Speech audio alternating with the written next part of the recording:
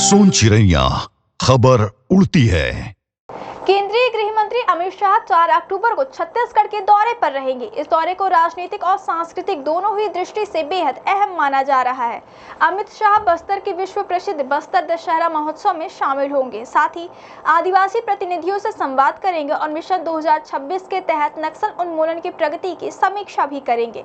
अमित शाह का यह दौरा बस्तर दशहरा को राष्ट्रीय स्तर पर पहचान दिलाने की दिशा में एक ठोस कदम माना जा रहा है। बस्तर में दशहरे का आयोजन अपनी परंपराओं और भव्यता के लिए दुनिया भर में प्रसिद्ध है।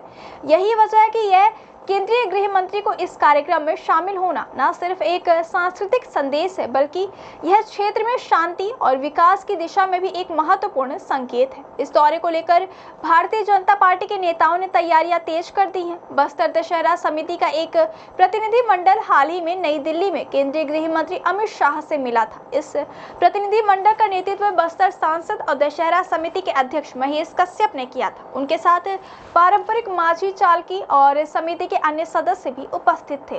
प्रतिनिधि मंडल ने अमित शाह को बस्तर दशहरा महोत्सव के अंतर्गत आयोजित मुरिया दरबार में शामिल होने का औपचारिक निमंत्रण दिया, जिसे गृह मंत्री ने स्वीकार कर लिया। उन्होंने सोशल मीडिया प्लेटफॉर्म एक्स पर लिखा कि नक्सलवाद से मुक्ति और शांति की ओर अग्रसर बस्तर अपने पर्व त्योहार धूमधाम से मना रहा है। आदिवासी संस्कृति और विरासत का प्रमाण 75 दिनों तक मनाया जाने वाला बस्तर दशहरा के मुरिया दरबार में आने का निमंत्रण मिला।